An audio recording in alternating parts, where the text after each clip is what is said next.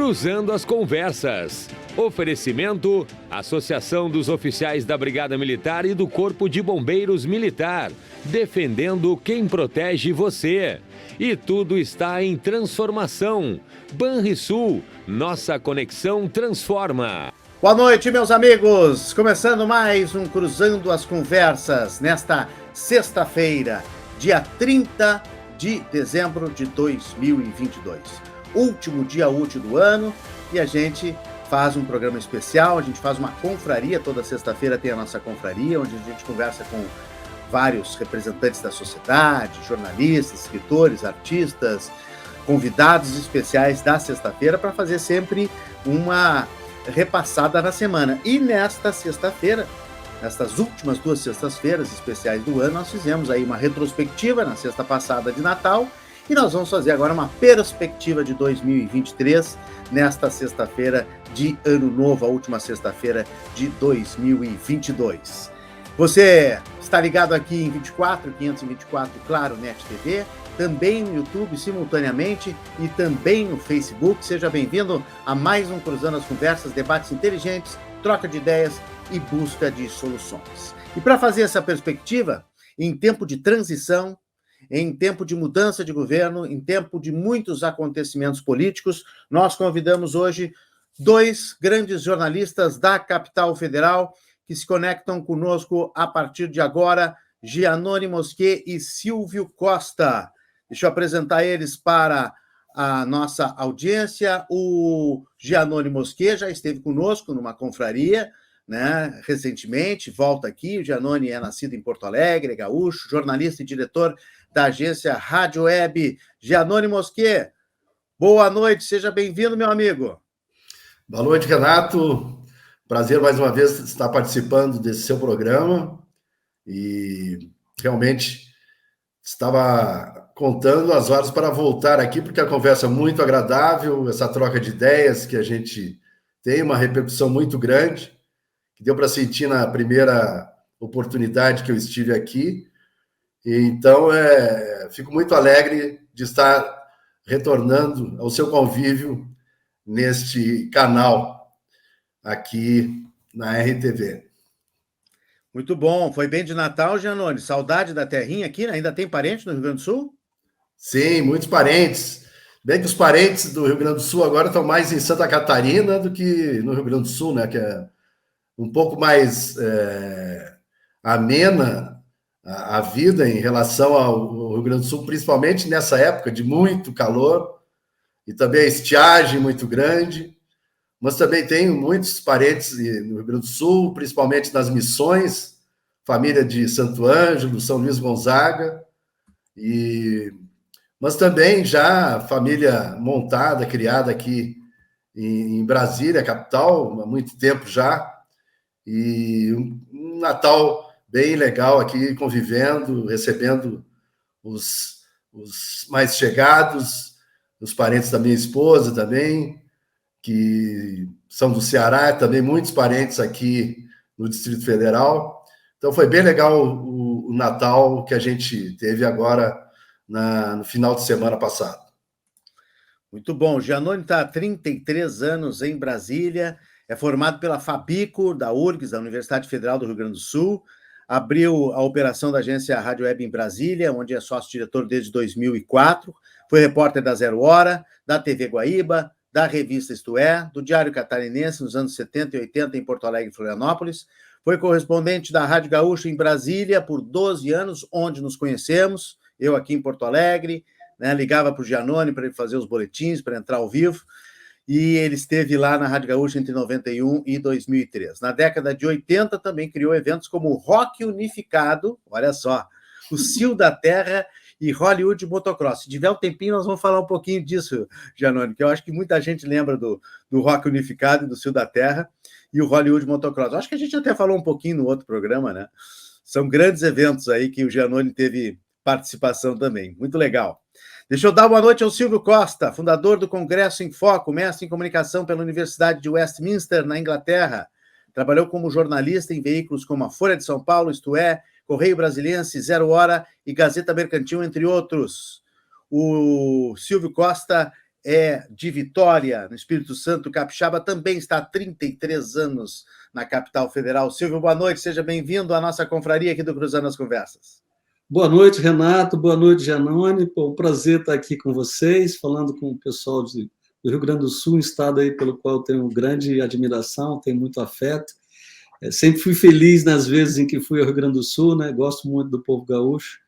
E é um prazer estar aqui também com esse amigo de longa data, né? Que é o Giannone, um colega jornalista aqui, que tem, de certa maneira, honrado aqui o jornalismo do Rio Grande do Sul aqui em Brasília, né? Obrigado.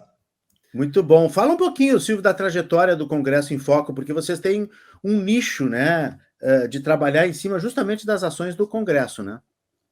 Exato. O Congresso em Foco é uma organização voltada, né, para a produção de informações sobre o Congresso Nacional e a política brasileira, né? A gente está no ar desde fevereiro de 2004, portanto, estamos aí nos aproximando de 2 décadas, né, de atividade ininterrupta, né, com atualização diária, né, pelo site, e além da atualização que a gente faz no site, né, que é a parte mais conhecida, a gente faz pesquisas dentro do Congresso Nacional, temos a equipe aí com estatístico, com cientista político, fazemos eventos, né, um deles é bastante conhecido, que é o Prêmio Congresso Foco, né, anualmente a gente convida um júri especializado, os jornalistas que cobrem o Congresso e o público em geral a elegerem os parlamentares de melhor atuação, na perspectiva de que é aquela história, ruim com o Congresso, pior sem o Congresso, e, portanto, é interessante valorizar as pessoas que se destacam lá positivamente. E, além disso, temos feito aí vários trabalhos, aí, várias coberturas especiais, na perspectiva de defesa da democracia brasileira, né? Quer dizer, a ideia de que preservar a democracia passa por ter uma cidadania bem formada, atenta aos fatos que se passam em Brasília e no país em geral, mas aqui tem muita coisa importante, né, dentro do Congresso e nos outros poderes. Então, é mais ou menos esse aí o trabalho que a gente tem feito, e com muita alegria, apesar das dificuldades, né, Renato, de se fazer jornalismo independente em qualquer lugar do mundo, e no Brasil não é diferente, né? E vocês destacam no Congresso em Foco tanto os feitos positivos quanto também vocês são críticos, né? Então eu queria saber se os parlamentares mais te adoram, mais te admiram ou mais te detestam quando te encontram nos corredores aí do Congresso. Depende do dia, né? Depende da manchete. Porque, sem dúvida, assim, a gente abriu algumas frentes, né, de investigação jornalística que até aquele momento eram inéditas, né? Então, por exemplo, o Congresso Foco foi criado em fevereiro de 2004. Logo no mês seguinte, em março de 2004, a gente publicou a primeira lista, né, já divulgada pela imprensa brasileira, dos parlamentares que respondiam a acusações criminais. Aí a gente não olhou para o partido político. Quem estava respondendo o processo no Supremo, a gente fez esse levantamento e publicou. E de lá para cá, muitas questões relacionadas com despesas públicas, eventualmente manobras de bastidores. Então, eventualmente, fazemos, sim, levantamentos, publicamos reportagens que incomodam, né? Mas, de maneira geral, eu diria, sabe, Renato, que a gente tem um respeito dos parlamentares, a gente, inclusive, pesquisa isso, né? E a gente teve a felicidade, numa pesquisa recente que a gente fez dentro do Congresso, de verificar que, tanto entre parlamentares da direita quanto da esquerda, e de centro também, o Congresso em Foco tem uma credibilidade muito alta e é muito acessado pelos parlamentares. Na verdade, ele foi, nessa pesquisa que eu estou mencionando, ele foi o veículo segmentado mais citado pelos congressistas quando foi feita a pergunta qual o meio de comunicação que o senhor ou a senhora mais acessa para se informar sobre o Congresso. E, tirando os grandes jornais brasileiros, portais, a gente veio em primeiro lugar entre todos os demais veículos, né? O que nos dá muito orgulho, obviamente. Que maravilha! E jornalismo não é jornalismo se não incomoda um pouquinho, né, Giannone? Né, é interessante, eu acho que tinha algo nesse período aí, astrologicamente, viu, Silvio, em fevereiro de 2004, porque foi justamente... Eu ia comentar. Quando a gente iniciou também a operação da agência Rádio Web aqui em Brasília. É que o Paulo Gilvani tinha criado a agência Rádio Web em Porto Alegre durante o Fórum Social Mundial em 2001 e depois realmente concluiu que precisava sair de Porto Alegre e ter uma posição importante, né, na capital federal, que hoje qualquer agência de comunicação que se preze tem que estar em Brasília, né? E foi justamente em fevereiro de 2004 que a gente começou esse trabalho, e é interessante, Silvio, notar, porque sempre nós trabalhamos, viu, Renato, juntos na RBS.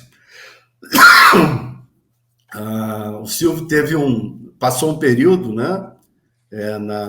Acho que foi na Zero Hora ou na TV? Na Zero Hora. Na Zero Hora, aqui em Brasília. Na sucursal de Brasília. Aí. Na sucursal de Brasília.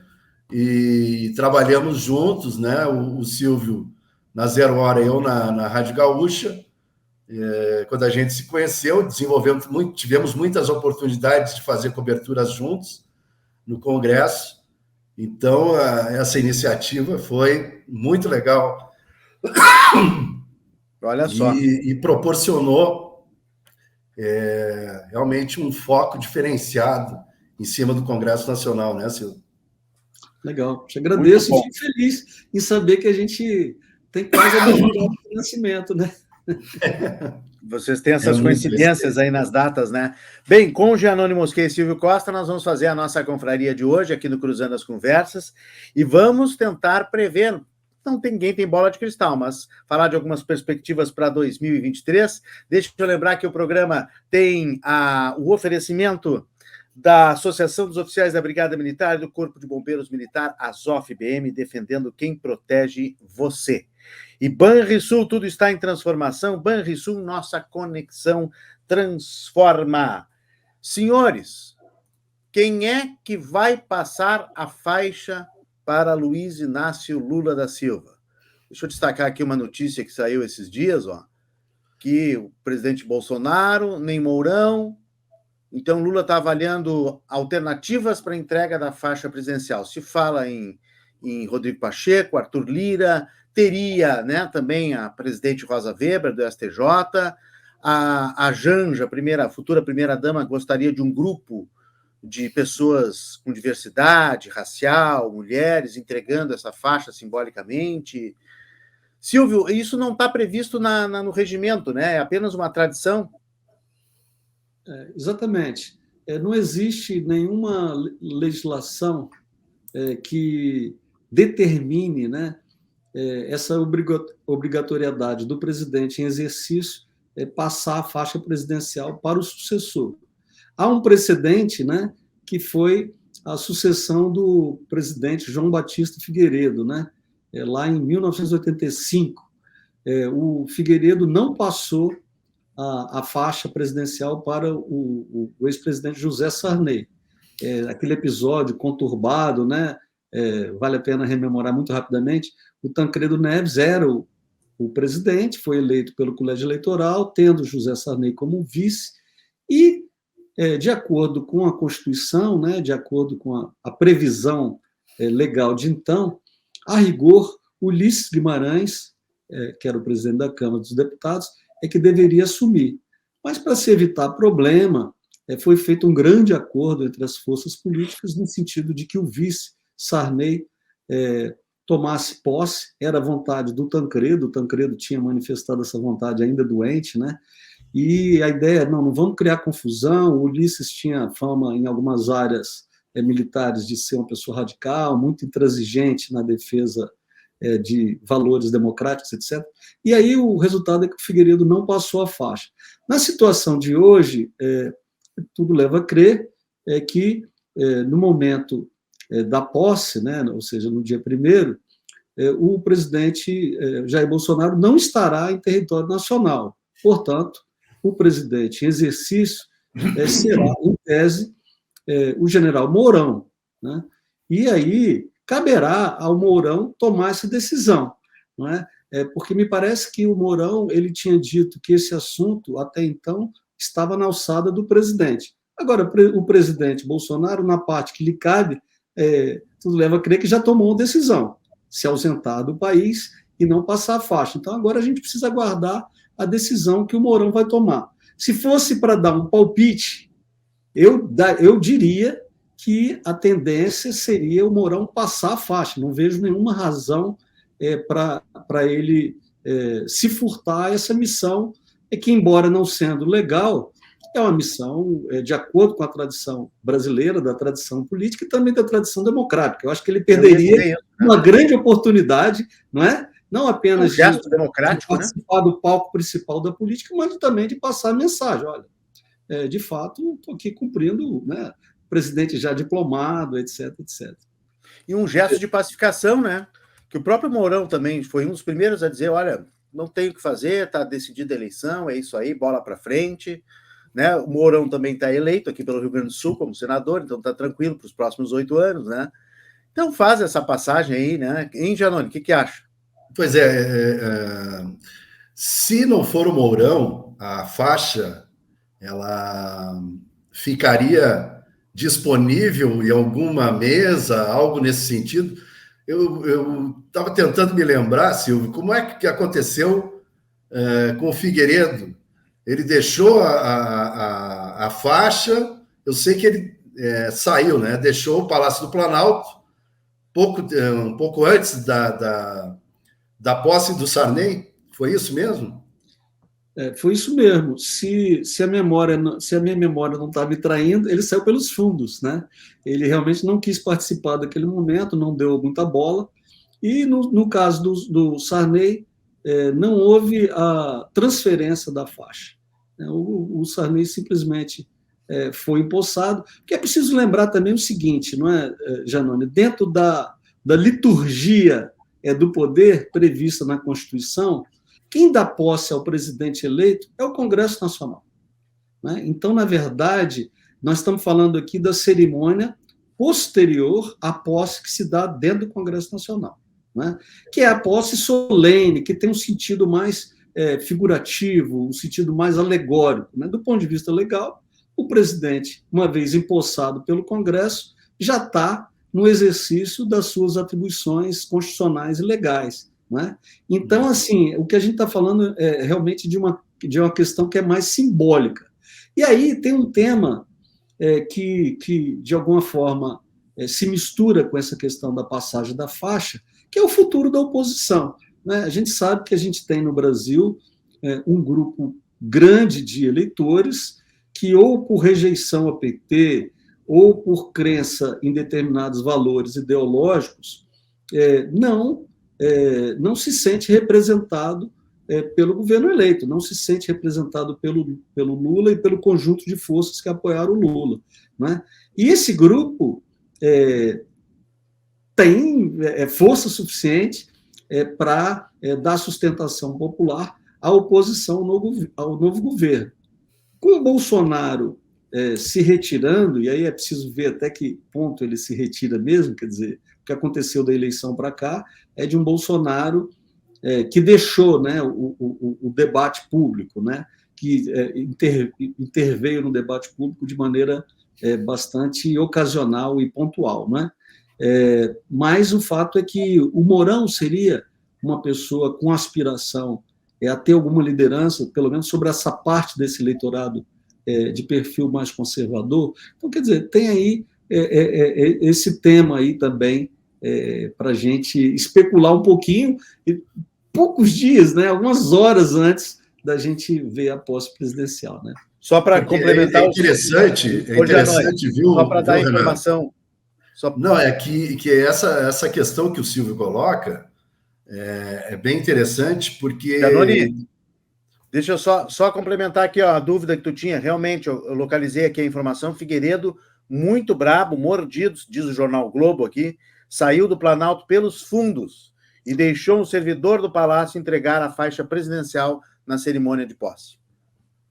E ele ficou mordido com o quê? Com o fato de que ele iria passar a faixa para o Sarney, que era seu desafeto, e não para o Tancredo, né? Que ele até aceitaria, mas o problema era o que significava o Sarney naquele momento, né? Digamos Sarney que era foi considerado um traidor, né? de todos o que a Revolução de 64 tinha estabelecido no país, né? Então, esse detalhe também dessa questão, como se coloca muitas idiosincrasias, né, individuais a partir de determinados personagens, e essa questão que o Silvio coloca, por exemplo, como a representação institucional que isso aí reflete para uma posição política, o que vai efetivamente obter e mostrar, apresentar ao país a oposição que sai dessa eleição. O outro lado do país, pode-se dizer assim, porque foi um país praticamente saiu rachado dessa eleição, né? E estão aí, né? Os milhões, 50 e tantos milhões de eleitores continuam existindo, né?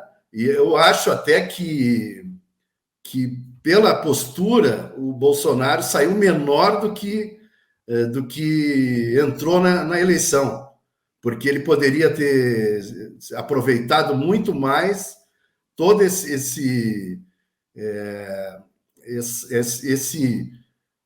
essa manifestação que o eleitorado brasileiro deu a ele, né? Reconhecendo ele como alguém que merecia continuar no país por mais 4 anos, né? Apesar das questões que se colocam contra ele, mas muitos não reconhecem isso.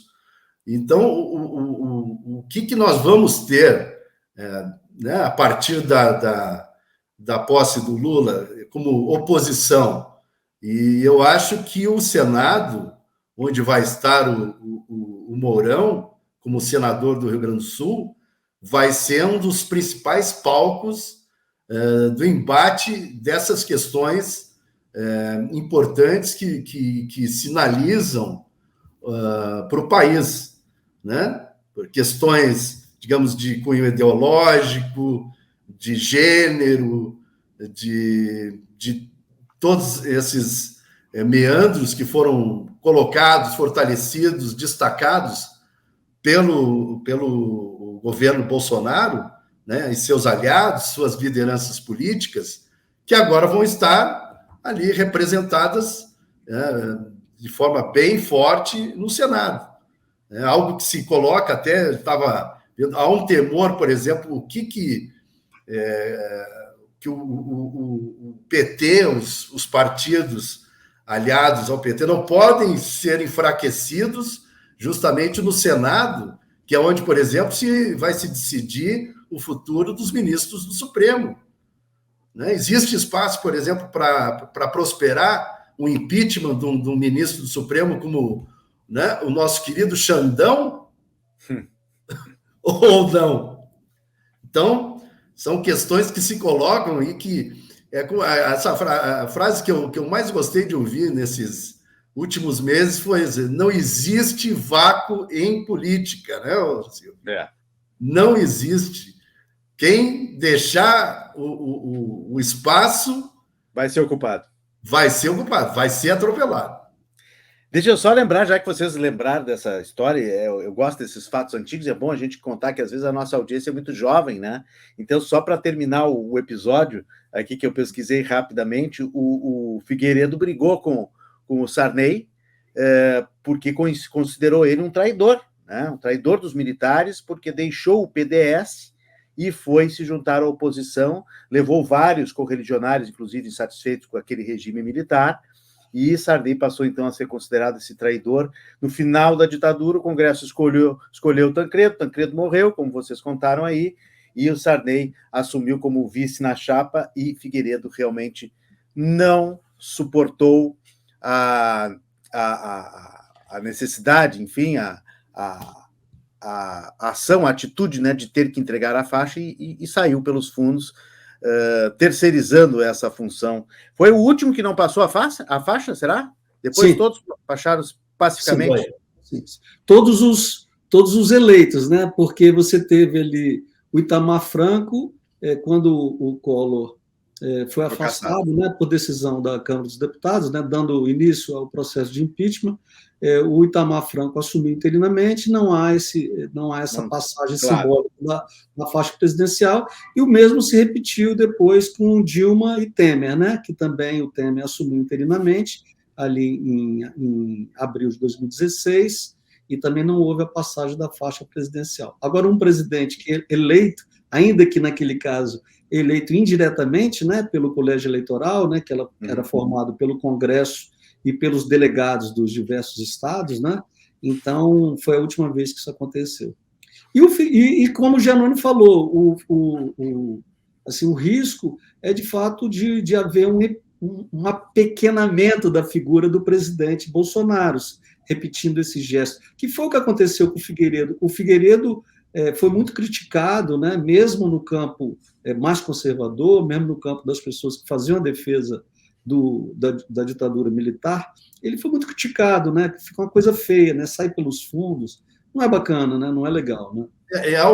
Eu fico impressionado, viu, Silvio, Renato, como é que o Bolsonaro, com todo esse apoio que teve, né, metade do país votou nele, e ele não capitalizou isso. Não capitalizou, né, entrou em depressão, né, ou seja, realmente parece ter problemas emocionais. Ele se retirou do cenário, né? Pesados, né? E porque se fosse efetivamente um político, imagina o que ele estaria fazendo hoje, já estaria em plena campanha sucessória, né? Eu acho que tem esse aspecto, sem dúvida, né? Ficou muito claro que o Bolsonaro, que foi uma pessoa que nunca tinha perdido a eleição, né? Ele foi candidato a vereador, ganhou a eleição. Foi candidato a deputado federal 7 vezes, ganhou todas as eleições. Né? E as últimas, sempre com uma votação maior do que na eleição anterior. Foi candidato a presidente da República em 2018, venceu também. Então, foi a primeira derrota eleitoral que ele teve. Então, essa depressão da derrota eleitoral, que vários políticos conhecem, e que não é uma experiência agradável para ninguém, ele está vivendo este ano pela primeira vez. Agora, a parte o aspecto depressivo, a gente precisa levar em conta o aspecto político-jurídico, digamos assim. Quer dizer, o Bolsonaro ele é alvo de dezenas de investigações, dezenas de processos judiciais que estão formalizados junto ao Supremo Tribunal Federal, investigações em andamento na Polícia Federal, algumas no Ministério Público também. Então, ele está sendo orientado por advogados. E a informação que a gente tem é que uma das orientações desse conjunto de advogados, né, que o assessoram, é no sentido dele falar o mínimo possível em público, se expor o mínimo possível, para não criar problemas para a sua defesa jurídica, né, nos próximos meses ou anos. Né? Então, não só ele e a família, se contar o Bolsonaro e os filhos, esse conjunto de procedimentos policiais e judiciais em tramitação superam uma centena. Né? Então, ele tem muita coisa aí para responder. Né? Tanto que você vê que a gente deixou de ter as lives das quintas-feiras, né? As famosas lives de quinta-feira, acabou com isso. Então, tem um pouco da coisa depressiva, mas tem um pouco também da necessidade de proteção jurídica. Né? Um resguardo, né? Exato. Mas aí, como é que politicamente ele vai se posicionar? Eu acho que ele vai realmente, em termos políticos, se apequenar de tal forma que as outras lideranças, e aí vem aquela questão por exemplo, do governador de São Paulo, né, o Tarcísio Gomes de Freitas já surgir como seu sucessor diante dessa postura que ele adota? Eu acho que é uma possibilidade. Uma certeza a gente tem. Existe um eleitorado não apenas conservador, mas existe um eleitorado que a gente pode dizer que é de extrema-direita no país. Nem todo o eleitor de Bolsonaro é de extrema-direita, vamos deixar claro. Quer dizer, Bolsonaro teve 57 milhões, mais de 57 milhões de votos, com votos que vieram, em parte, da extrema-direita, e votos que vieram de pessoas que achavam que o dano Bolsonaro era menor do que o dano Lula. Então, não, exato. Eu não gosto do Bolsonaro, não me identifico com as teses, ele faz muita bobagem, faz muita besteira, mas entre Lula e Bolsonaro, eu prefiro Bolsonaro. Ainda assim, prefiro Bolsonaro. Né? Então, quer dizer, não é necessariamente um eleitor extremista. Conheço muitos assim. Exato. E você tem um outro grupo de eleitor que é Bolsonaro raiz, né, e que defende o Bolsonaro naquelas suas posições mais extremadas. Fechamento de Congresso, fechamento do Supremo Tribunal Federal, né, o negacionismo científico em relação à questão da pandemia, quer dizer, essa visão de um mundo ameaçado pelo comunismo, né, uma visão tanto quanto ultrapassada e antiga, e pouco condizente com a realidade, mas mesmo assim muita gente acredita que a gente está a um passo de ser tomado pelo comunismo, né? Que Lula é um comunista, né? São coisas que não se sustentam para quem tem um pouco mais de conhecimento, um pouco mais de informação e que investiga, vai a fundo dessas questões. Mas o fato é o seguinte, existe não apenas um eleitorado de Bolsonaro, como existe um grande movimento de extrema-direita no Brasil, de gente que é disposta a tudo, que é disposta a explodir, é disposta a pegar em armas. Então, assim, tem algo que se construiu ao longo dos últimos anos no Brasil e que não vai desaparecer assim num passe de mágica. Quem vai ser a liderança desse movimento de extrema-direita e desse eleitorado, porque, na minha opinião, são coisas diferentes, o eleitorado do Bolsonaro é maior do que o movimento de extrema-direita, mas o movimento de extrema-direita é também algo forte, porque tem consistência, tem organicidade, tem presença em todos os estados brasileiros, é capaz de se expor à chuva e ao sol em frente aos quartéis, pedindo uma intervenção armada, etc, etc, etc. Então, Tarcísio é uma possibilidade. Qual o problema do Tarcísio? Ele é governador de um estado. E um governador, quando ele faz oposição, ele tem um limite para fazer oposição, porque não há estado que não dependa da União Federal para tocar o dia a dia. Não é? Nós vivemos num sistema presidencialista. Então, você precisa, ora, de um aval do Tesouro aqui, ora, de uma liberação do Ministério acolá. Né? Então, assim, ele tem um problema para confrontar o governo federal no exercício do mandato de governador. Mas, de qualquer maneira, é uma pessoa que está claramente buscando um caminho digamos assim, de proteção para essa extrema-direita. Ele fez algumas escolhas bastante contestadas pela opinião pública, por movimentos feministas, por movimentos ligados aos direitos humanos, mas elogiadíssimos no campo bolsonarista, especialmente no campo da extrema-direita, né? E é uma possibilidade. Outra possibilidade seria o Mourão, que até aqui não demonstrou. Veja que lá atrás havia uma discussão sobre o impossível impeachment do Bolsonaro. Né?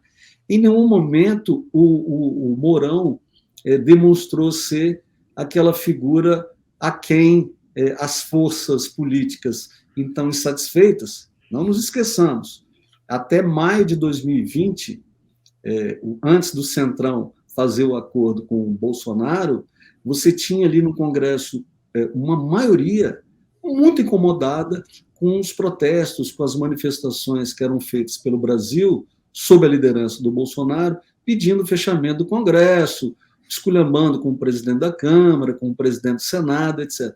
Então, havia um grande incômodo naquele momento dos congressistas com o comportamento do Bolsonaro. Depois, houve a composição com o Centrão e as coisas mudaram, e mudaram radicalmente em favor do governo.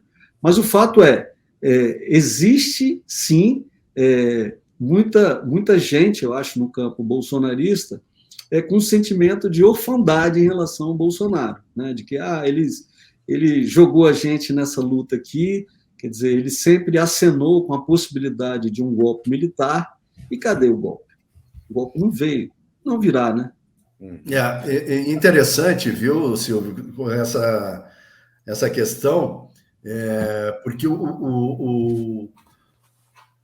e tudo isso aí que você falou acabou, de certa forma, encoberto para a opinião pública pela pandemia, porque foi bem na época em que a pandemia começou a recrudescer, exatamente ali março, abril, maio de 2020, que foi quando, efetivamente, o Bolsonaro acabou negociando com o Centrão digamos assim, uma convivência estável, né?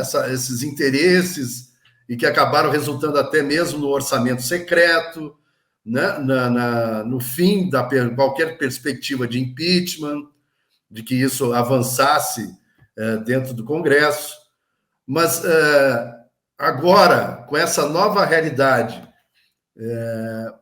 eu fico pensando quem serão os líderes, né? Chegou a falar o Tarcísio, que o problema do Tarcísio é ser governador de estado, o Mourão, que não aparenta ter digamos assim, uma tendência para uma liderança nacional, já, digamos assim, levando adiante todo o credo bolsonarista, né? Quem poderia realmente se indicar como um possível líder dentro do Congresso para todo esse potencial de eleitoral, potencial de apoio que existe a partir da votação que o Bolsonaro, que o bolsonarismo teve. Quem você vê, por exemplo, hein, Silvio? Não, assim, o nome que eles estão assim, falando para ser candidato a presidente do Senado é o Rogério Marinho, que foi ministro do Bolsonaro, que é um político, na verdade, que não pode ser de maneira nenhuma taxado de extremista, né? O Rogério Marinho foi deputado federal pelo PSDB do Rio Grande do Norte, foi o grande responsável pela aprovação da reforma trabalhista, não se reelegeu deputado federal na eleição de 2018, veio para o governo Bolsonaro com a missão de fazer a reforma da Previdência, trabalhando ali como assessor do Paulo Guedes. A reforma da Previdência saiu, né, e ele ganhou crédito com isso para se tornar ministro de Bolsonaro, né, foi ministro, né, do desenvolvimento regional, né, e ele é considerado o candidato. O PL já fechou posição em torno do nome dele, vai ser candidato a presidente do Senado. Agora, o Senado, viu, Giannone, ele tem uma particularidade. Eu acho que quando as pessoas veem os resultados eleitorais, de fato chama muita atenção. Poxa, Brasília elegeu Damares, né, que é uma figura símbolo do bolsonarismo mais radical no campo dos costumes, né? O Rio Grande do Sul elegeu Mourão, né? Santa Catarina elegeu o ex-ministro da Pesca, né? O Jorge Seife, né? Então, assim, você tem, de fato, algumas... Minas Gerais elegeu um influencer, né, bolsonarista, né, o Cleitinho. Então, você tem, de fato, algumas figuras simbólicas do bolsonarismo mais radical, do bolsonarismo raiz, que foram eleitas para o Senado. Agora, quando a gente vê o que aconteceu na tramitação agora da PEC, da transição, no Senado e na Câmara, a conclusão a que a gente chega é que no Senado foi mais fácil. E 2/3 desses senadores continuarão. Então, assim, eu aí tendo, sabe, a pegar a contramão da maioria dos analistas políticos. Eu acho que as maiores dificuldades do governo eleito não estão no Senado. Eu acho que as maiores dificuldades do governo eleito estarão na Câmara dos Deputados, onde você tem uma maioria meio amorfa né, porque ela está distribuída em diferentes partidos políticos, mas que tem uma figura que meio que serve como elemento de coesão, né, desse grupo, que é o Arthur Lira, que é um político extremamente hábil, um político ambicioso, muito experiente, não é? E que está acostumado, né? Ele deitou e rolou aí com o Bolsonaro, né? Ele deu as cartas. Na verdade, o que o Bolsonaro mais ou menos fez com o Congresso aí nesses últimos anos, após o acordo com o Centrão, foi mais ou menos o seguinte: olha, vocês cuidam da gestão das grandes matérias de interesse do governo, e eu fico livre para fazer política. E Bolsonaro foi fazer campanha, foi fazer os discursos, foi mobilizar a militância, né? Foi ampliar, né, a força de uma estrutura de comunicação poderosíssima, né, que eu acho que nenhum presidente teve, né, uma estrutura envolvendo tanto veículos de comunicação tradicionais como grupos de WhatsApp, redes sociais, né, um conjunto muito grande, muito diversificado de porta-vozes e tal. E o Arthur Lira, ele mandou muito nesses últimos tempos, né? Eu não acredito que o Arthur Lira esteja disposto, não, agora chega, não quero mandar mais. Eu acho que ele continua querendo mandar muito, entende? E ele tanto mandou que já teve até o apoio do futuro governo para continuar presidente da Câmara, né? Exato. Não, essa para mim, essa é inédita. Essa eu nunca tinha visto antes. Não, o Arthur Lira, o que o pessoal fala aqui em Brasília é que ele vai se eleger presidente da Câmara, possivelmente com mais de 400 votos. Vamos ver o que acontece até lá, tem que ver. Né? Mas, assim, no cenário... 1º de fevereiro, né? No cenário de hoje, ele tem uma eleição muito tranquila para se reeleger presidente da Câmara. Da mesma maneira que eu acho que o Pacheco, o Rodrigo Pacheco, né, que também tem o apoio do Lula e da maior parte dos partidos políticos, não vai ter grandes dificuldades para derrotar o Rogério Marinho. Entende? Eu acho que a oposição, no Senado, ela não consegue fazer voos muito longos, muito altos, não, sabe? E agora, se o Arthur Lira resolve ir para a oposição, as coisas se complicam muito. E, mas por que tu acha que vai ter mais dificuldade na Câmara do que no Senado, senhor? Porque aí é uma questão matemática. Se você pegar o bolsonarismo, vamos dizer assim, seja o bolsonarismo raiz da Damares, né, do Mourão, do ministro da Pesca, do Cleitinho, etc., seja o bolsonarismo mais soft, mais pragmático do Rogério Marinho, né, se você somar essas duas coisas, você não chega a 30 senadores. Entende? Então... Aí o Rogério Marinho, para quem não conhece. Exato. Num conjunto de 81 senadores, entende? Então, assim, não há muito espaço para crescer. E ali no Senado você já tem ali acordo com o MDB, com o PSD, né, com as diversas bancadas de esquerda, etc, etc. Já na Câmara, qual é a situação? Na Câmara você tem o conjunto dos partidos de esquerda, tem alguma coisa ao redor de 130 deputados, mais ou menos, não estou falando o número preciso, estou falando de memória, mas vamos dizer que é alguma coisa perto de 130 deputados. Né? E a grande massa ali dos deputados, ali, alguma coisa entre 200 e 300 deputados, são esses que flutuam naquilo que a gente costuma chamar de centrão. Né? Eles votam... Baixo clero, né? Alguns não são nem de baixo clero, há muitos parlamentares conhecidos, influentes, importantes, mas eles tendem a votar pragmaticamente de acordo com interesses imediatos. Então, não, preciso aprovar uma reforma da Previdência. Bom, eu voto na reforma da Previdência. Estou falando assim, hipoteticamente, né? Eu voto na reforma da Previdência, mas a reforma da Previdência vai me tirar voto. O que eu faço? Eu não vou me reeleger. Então, o que é possível fazer? Temos aqui cargos no governo, temos aqui emendas parlamentares, temos aqui facilidades, outras para serem discutidas, né? A gente sabe que quem governa um país como o Brasil é como quem pilota uma super aeronave, né? Tem sempre botão a beça para apertar, entendeu? Então, quer dizer, o departamento ali de favores é um negócio amplo e está sempre aberto à criatividade, né? De quem está sempre funcionando, né?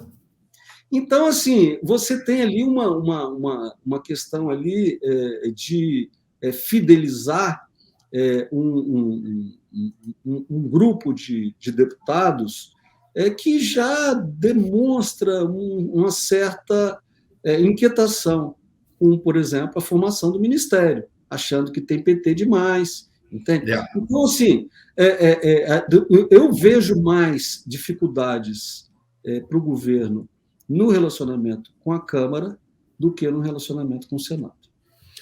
Essa questão aí também do chamado vício hegemonista do PT foi uma queixa que eu ouvi muito ao longo dos últimos dias, né, em toda essa montagem do Ministério, né, em que muitas vezes acabava os partidos que apoiaram a eleição de Lula se queixando de que o PT continua achando que como se comportando como se tivesse sido eleito sozinho.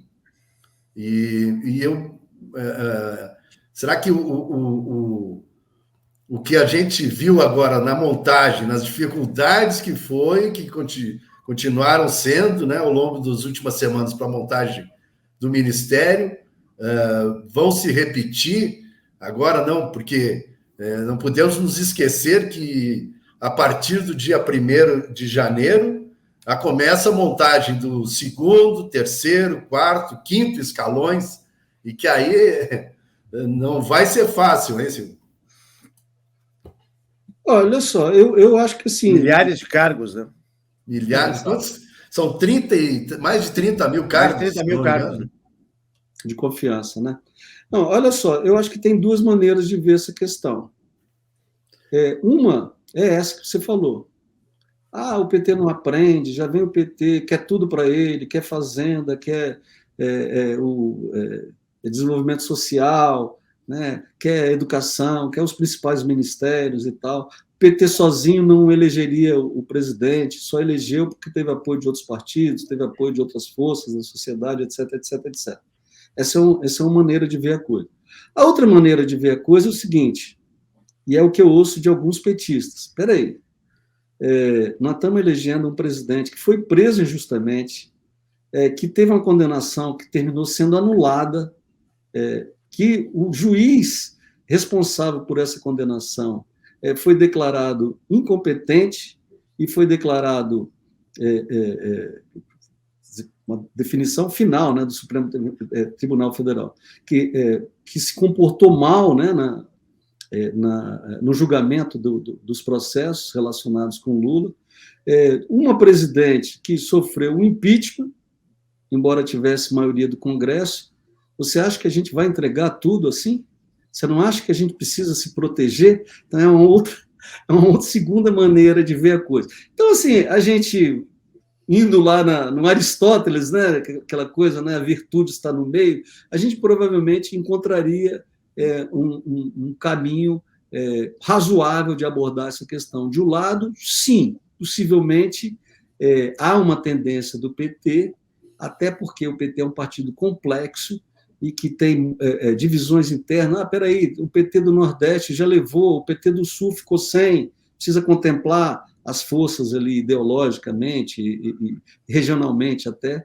Então, de um lado, sim, provavelmente poderia ter menos PT do que terá esse ministério no início da formação do governo Lula. O segundo aspecto é esse. Por outro lado, queiramos ou não, o partido ganhou a eleição e que tinha o candidato a presidente foi o PT. Então, é razoável que ele queira ter os cargos mais estratégicos e os ministérios mais importantes sob o seu controle, inclusive para se prevenir das situações que a gente viu, por exemplo, no governo Dilma. Então, assim, resumindo a conversa, eu acho que há provavelmente, sim, algum exagero, mas talvez não nos esqueçamos da sabedoria política, da habilidade política do Lula. Talvez ele esteja fazendo esse primeiro ministério com alguma gordura, na convicção de que, em algum momento, ele vai ter que rever isso aí, provavelmente para incluir outras forças políticas no primeiro escalão. Esse juiz que você falou aí, inclusive, é outro senador, né? Exato, é o Moro. Agora, o Moro, será que ele tem estatura política para ser o grande líder da oposição do governo? Quer dizer, se ele tem, até o momento ele não demonstrou, né? Porque ele cometeu vários equívocos ali na escolha do partido, seria candidato por São Paulo, não foi, aí depois acabou sendo candidato no Paraná, meio que descombinando o combinado com o grande aliado dele, né? O grande aliado do Sérgio Moro no Congresso Nacional, a vida toda, sempre foi o senador Álvaro Dias, que terminou sendo derrotado por ele na eleição para o Senado agora, né? Então, assim, eu não sei se o Moro, sem dúvida, é um nome muito conhecido, né? E uma pessoa que, num determinado momento, foi cultuada, né? As pessoas iam de camiseta, sou Moro, né? As pessoas iam de camiseta na rua. Agora, será que ele tem a estatura política suficiente para liderar uma oposição? Até o momento não demonstrou. Quem sabe ele venha demonstrar, né, no futuro. Qual é o senador? Repete, por favor, Silvio. Sérgio Moro. Não. O que foi que derrotou? Álvaro Dias. Dele. Álvaro Dias. Álvaro Dias, que cortou um pouco quando falasse o Álvaro Dias. O Álvaro Dias... Aí o Moro, então. O Álvaro Dias levou o Moro para o... O Moro foi um herói nacional por um tempo, né? Sim. E hoje a sua figura está muito reduzida ao seu eleitorado no Paraná. E alguns fãs, né? Acho que é importante também, aproveitando esse gancho do Silvio, em relação a toda essa situação que se coloca politicamente, em termos de opinião pública, né? O que era Lava Jato há alguns anos, o que se transformou hoje, mas essa perspectiva continua e uma situação que eu fico vendo o que irá acontecer daqui para frente é exatamente o posicionamento da grande imprensa em relação ao governo Lula. Por exemplo, ficamos sabendo de uma posição profunda que teria sido adotada pela Folha de São Paulo em relação à sua equipe, aos seus colunistas, até uma informação de que o jornal estaria dando uma guinada para a direita. Não sei se você ficou sabendo de algo a respeito, Silvio. Não sei. Eu sei que a Folha demitiu o Jânio de Freitas e demitiu outros jornalistas, né, aparentemente por contenção de despesas. Essa demissão, especialmente do Jânio, né, foi uma coisa que causou um certo choque entre os jornalistas, né, pela respeitabilidade, pelo fato de ser uma pessoa com 90 anos, né, mais de 90 anos, ativa, né, pelo histórico dele, né, pelo prestígio que tem, etc. Então, foi uma coisa assim que não se entendeu muito a razão, mas aparentemente foi contenção de despesa, e eu não tenho nenhuma informação sobre uma possível mudança de posição ideológica da Folha, né?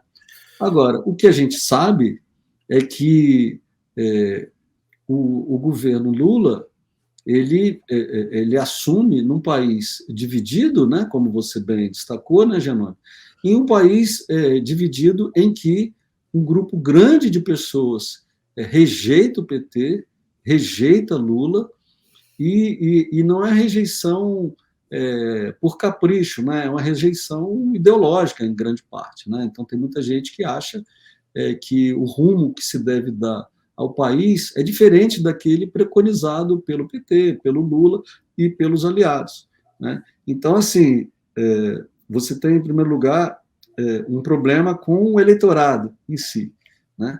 Em segundo lugar, você tem ainda forças importantes da sociedade, né, no agronegócio, no mercado financeiro, nas forças armadas, nas polícias, né, nas igrejas evangélicas. Você tem um conjunto de forças que não apenas têm uma grande representatividade populacional, mas que são forças organizadas, né, e que participaram da eleição, né, tentaram reeleger Bolsonaro, e me parece que grande parte dessas pessoas, né, que se aliaram em torno de Bolsonaro ainda recusam o resultado eleitoral, né, e entram naquela vibe negacionista, né, de que não, a eleição foi fraudada, que a gente sabe que não houve, né? Não houve, pelo menos não houve fraude do lado do Lula. A gente pode até dizer, e os fatos demonstram isso com muita clareza, que foi uma eleição bem diferente, né? Você teve pela primeira vez uma eleição em que se admitiu publicidade durante a campanha eleitoral, coisa que nas eleições anteriores não podia. Você teve uma eleição em que, por força das circunstâncias e da fragilidade dos demais poderes, o executivo impôs uma série de benefícios diretos aos eleitores que não eram admitidos no passado recente das disputas eleitorais no Brasil. Benefício econômico direto para caminhoneiro, para taxista, para motorista de Uber, Vale Gás, empréstimos para famílias endividadas. Então, você teve várias coisas que em eleições anteriores não eram permitidas, além da máquina de comunicação do governo e do bolsonarismo, né? Você teve uma série de coisas estranhas, irregulares, possivelmente ilegais, que aconteceram nessas eleições, mas, em geral, do lado do Bolsonaro, né? Você teve outdoors fora do período de campanha eleitoral espalhados pelo Brasil, né? com um teor discretamente político-eleitoral, né? E fora de época, não é um negócio regular, não é um negócio que pudesse ser feito. No entanto, assim foi. Então, não foram eleições não foram as eleições mais justas que a gente poderia ter, né? Não houve aquela igualdade de armas, né, que se preconiza, né, nas democracias. Mas, enfim, apesar de tudo isso, o candidato da oposição ganhou, né? E o natural seria que isso fosse reconhecido por todos, como já reconheceu o Judiciário, já reconheceu o Ministério Público, etc. Senhores, os governos estrangeiros, né? Senhores, para fechar esse bloco, como é que está a segurança? O que vocês estão sentindo para domingo agora? Vocês, moradores de Brasília, vocês acham que está tudo tranquilo? Vocês acham que vai ter o aparato necessário? Essas pessoas aí que foram presas, enfim, um fugiu, o outro foi preso, a investigação continua, teve uma promessa de atentado, né? Enfim, algo muito sério, né? Realmente eram artefatos explosivos daquele sujeito lá chamado George Washington, né? Então, como é que está o clima para esse domingo? É um clima de festa ou é um clima de insegurança, na opinião de vocês? Hein, Giannone? Eu sinto um clima de insegurança. A realidade é que as pessoas estão mais preocupadas do que se poderia esperar para um momento como este. Eu acho que nunca... Desde que eu estou em Brasília, eu senti assim uma apreensão em relação ao que pode estar sendo tramado, que pode acontecer nos próximos dias, pode acontecer na posse, aquela multidão que vai estar reunida. Realmente, há um clima de muita preocupação. E não é só nas pessoas, mas as próprias instituições. Me chamou a atenção, por exemplo, durante essa semana, o reforço que foi feito na segurança do Congresso Nacional. Por exemplo, se passou a exigir que todos fossem obrigados a passar pelos detetores de metal, algo que nunca tinha visto antes. Ou seja, só era exigido isso para quem não era previamente credenciado junto ao Congresso Nacional, tanto na Câmara quanto no Senado. Ou seja, um servidor poderia passar tranquilamente sem precisar passar pelo detetor de metal, um jornalista também. Devidamente credenciado, né? Funcionários sempre, e foi algo que chamou a atenção, pegou todo mundo de surpresa, mas o que está acontecendo? Por que está isso? Pessoas mais veteranas, assim, perguntando o que se passa. Ou seja, somente deputados e senadores estão sendo liberados de passar pelo detetor de metal. É algo que realmente preocupa, né? O que o Silvio acha para domingo? Não, eu acho que o Janone está certo, né? É uma coisa diferente, né? A gente não tinha isso, né? Aquilo que eu estava falando, a gente não teve uma eleição normal, né? Em 2022 no Brasil, não foi uma eleição normal. E uma das razões pelas quais ela não foi uma eleição normal, eu acabei não citando, é a volta da violência política numa escala inédita nos pleitos anteriores, né? Você tinha episódios de violência política pontuais no Brasil, né? Em algumas áreas dominadas pela milícia do Rio de Janeiro, em alguns municípios com histórico de violência muito grande e muito longo, né? Ou em brigas episódicas, né? Você teve no Brasil uma eleição em que o candidato, o eleitor que votava em Bolsonaro podia ficar completamente à vontade para botar o adesivo no carro dele, sair com a camiseta, botar a bandeira, o que fosse. Mas o eleitor que votava no Lula teve que esconder a sua opção de voto para não ser atacado, para não ser agredido, né? A gente houve casos de pessoas que foram assassinadas, porque, como aquele senhor lá de Foz do Iguaçu, no Paraná, né, que fez seu aniversário com a bandeira do PT e foi assassinado, não é, por um guarda penitenciário que invadiu a casa do sujeito para matá-lo, né? Mas essa é outra normalidade, né, que a gente está vivendo, que é essa questão de você ter tido uma eleição em que o candidato derrotado não apenas não reconhece o resultado eleitoral, mas de forma subliminar ou de forma até mesmo clandestina, incentiva os seus apoiadores a fazerem essa confusão, né? Já teve algumas manifestações aí nas redes dos filhos de Bolsonaro, não desistam, fique aí, etc, etc. E do próprio Bolsonaro também, né? Além de alguns militares, né, que o apoiam, né? A gente viu o general Heleno, por exemplo, recebendo essas pessoas que estão acampadas no quartel-general, né? O general Braga, que foi candidato a vice-presidente, conversando com essas pessoas como isso fosse normal. Então, sem dúvida, tem aí um conjunto de coisas acontecendo aqui em Brasília que são muito preocupantes.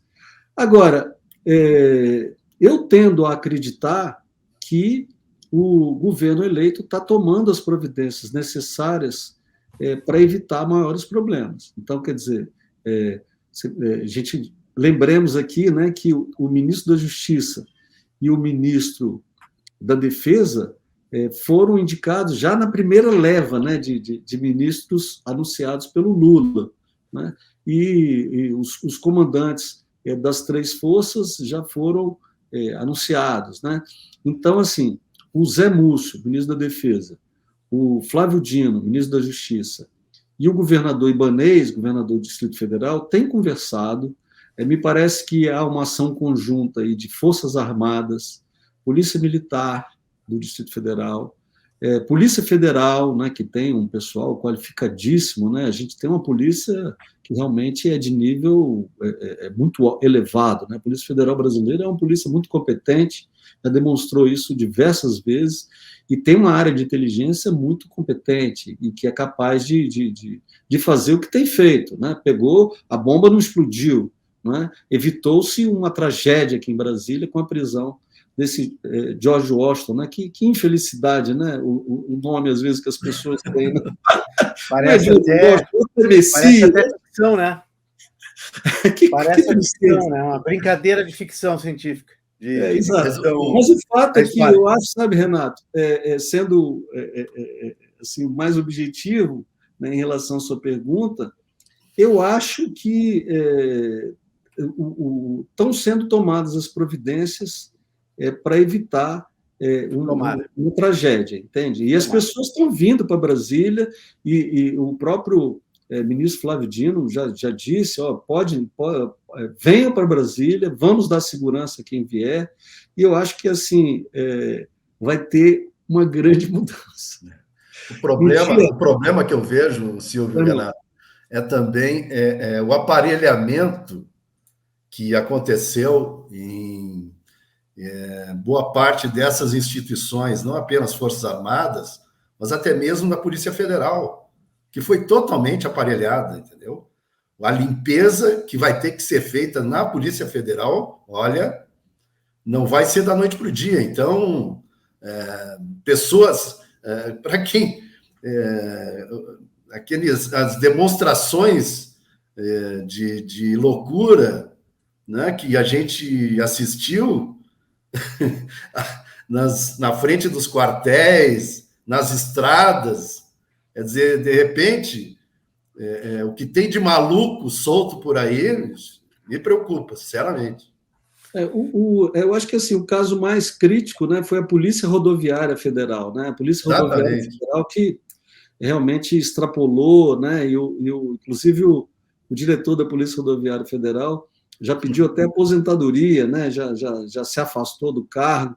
Ali realmente ela exorbitou várias vezes, né, das suas atribuições, chegando ao cúmulo de impedir que eleitores chegassem, né, às sessões eleitorais, né? E obviamente isso sendo reproduzido nas bolhas bolsonaristas de outra forma. Sempre isso é muito complicado, né? Porque você trabalha com um grupo político que tem uma capacidade de chegar às pessoas muito rápido e de forma muito eficiente, com a narrativa própria, às vezes em desacordo, em geral, em desacordo com a realidade. Mas o fato é o seguinte, eu acho que tem uma grande mudança aí pela frente. Uma coisa vai ser o dia 1º, que eu acredito que vai ser, a posse vai ser realizada em segurança, vão ser tomados todos os cuidados nesse sentido. Estão vindo vários chefes de Estado estrangeiros, vários chefes de governo, né? Vai ser uma posse, apesar do dia horrível, dia 1º, né, num domingo, apesar do dia péssimo, vai ser uma posse muito prestigiada, né, por autoridades estrangeiras, não é?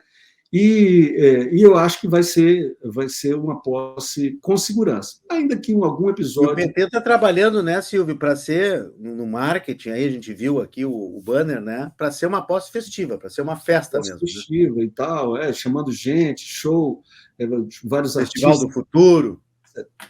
Agora, o que vai acontecer imediatamente depois, quer dizer, dia 1º é o dia da posse e da festa. Dia 2 de janeiro, aí, amigo, é uma outra realidade. Que se coloque na posição de comandante do Exército. E você chega para trabalhar todo dia, tem um acampamento na sua frente, de um monte de gente pedindo para você algo que você não vai fazer, não pode fazer, e não tem mandato constitucional legal para fazer. E, portanto, não fará.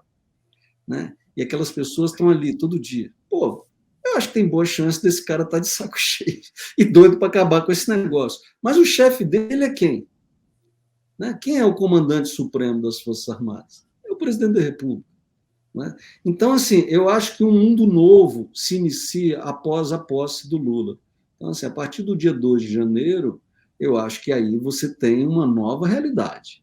Uma realidade em que os próprios comandos militares serão testados, não é? Porque ainda hoje eles têm essa desculpa, não, peraí, eles devem obediência ao presidente da República, que já manifestou uma certa simpatia por tais atos, né? Mas deixando de ter o presidente da República, não vai restar mais motivo nenhum para acabar com essas manifestações que são simplesmente ilegais, né? Eu gostei muito do que o Flávio Dino falou, você pode chegar com um cartaz dizendo SOS marciano, SOS ETs, venham me salvar. Beleza, isso é liberdade de expressão. Agora, você não pode chegar com cartazes por aí pedindo golpe militar, né, pedindo uma intervenção armada, porque aí você está atentando contra a ordem constitucional, está atentando contra o Estado Democrático de Direito. Aí já começa a ser crime. Ainda mais quando tem todos esses agravantes. Porte de armas, gente carregando bomba, etc, etc. Senhores, preciso fazer um rápido intervalo, nós vamos voltar para as conclusões no segundo bloco e vamos ainda continuar fazendo as perspectivas, projetando as perspectivas de 2023. Bate-papo aqui com o Silvio Costa e também com o Giannone Mosquet, Giannone da Rádio Web, o Silvio do Congresso em Foco. A gente volta em seguida aqui na nossa confraria do Cruzando as Conversas na RDC TV. Lembrando sempre que temos o oferecimento da Associação dos Oficiais da Brigada Militar e do Corpo de Bombeiros Militar, a ZOF-BM, defendendo quem protege você. E Banrisul, tudo está em transformação. Banrisul, nossa conexão transforma. Confraria especial de Ano Novo, faz o intervalo, é rápido, eu espero vocês.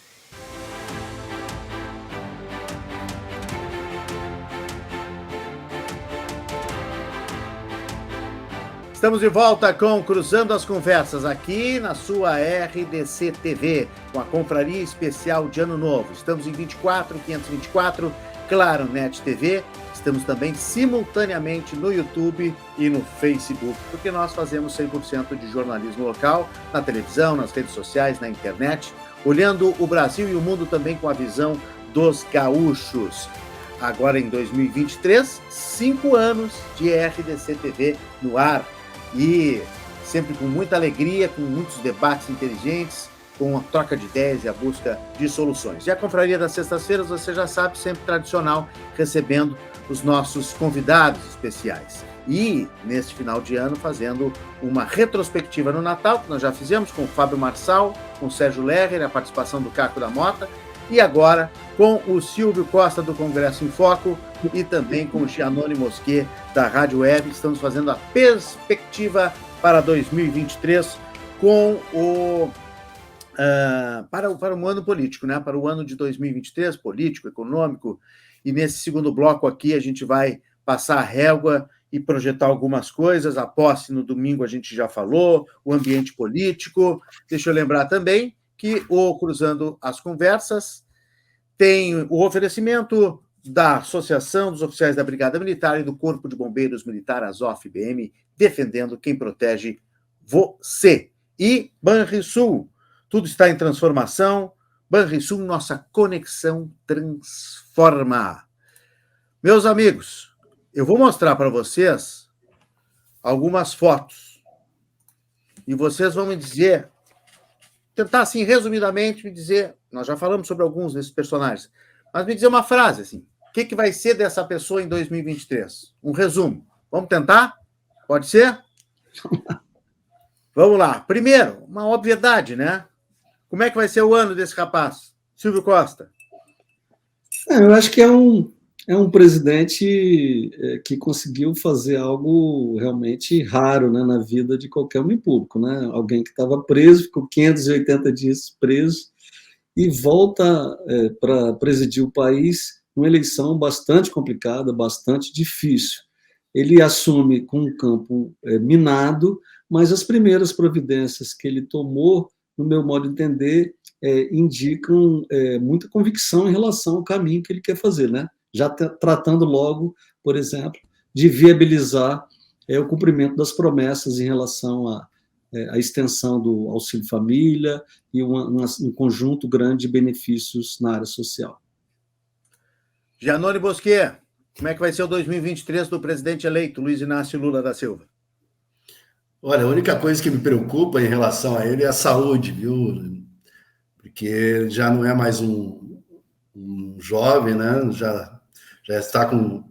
Qual é a idade mesmo que ele está? 77 anos. 77,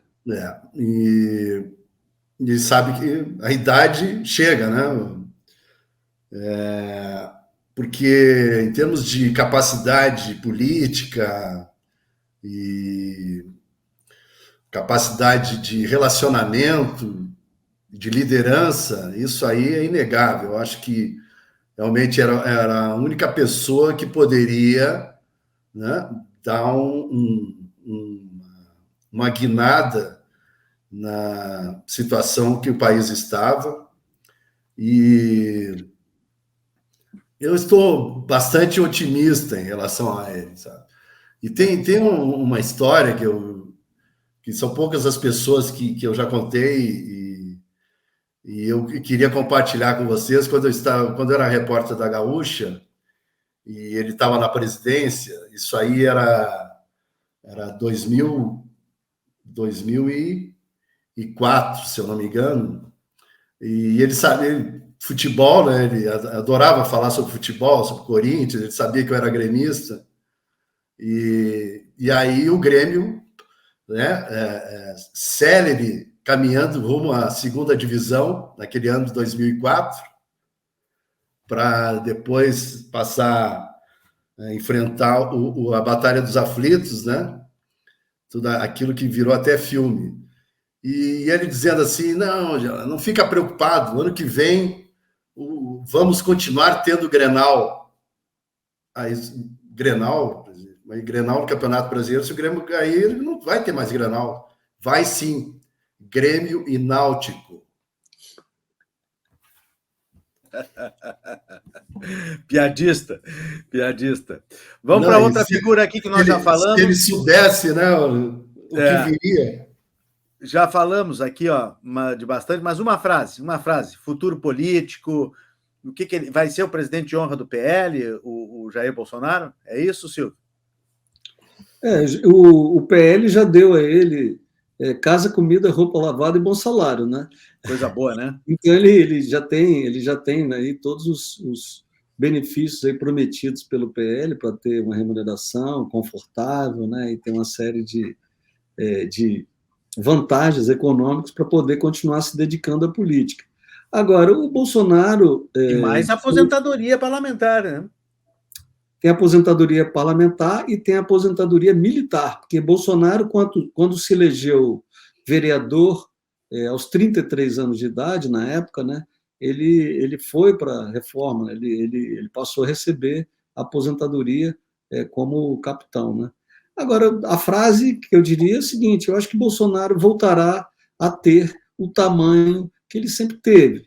Assim, se é para arriscar aí uma projeção, né, eu acho que o Bolsonaro ele foi beneficiário de um conjunto de coisas, né, que aconteceram ao mesmo tempo, né, convergiram num determinado momento para a vitória dele, que era uma situação econômica complicada, a decepção com o PT, a Lava Jato, a regimentação de forças que hoje dão lugar, entre outras coisas, a um forte movimento de extrema-direita no Brasil, né? E ele foi o beneficiário daquelas circunstâncias.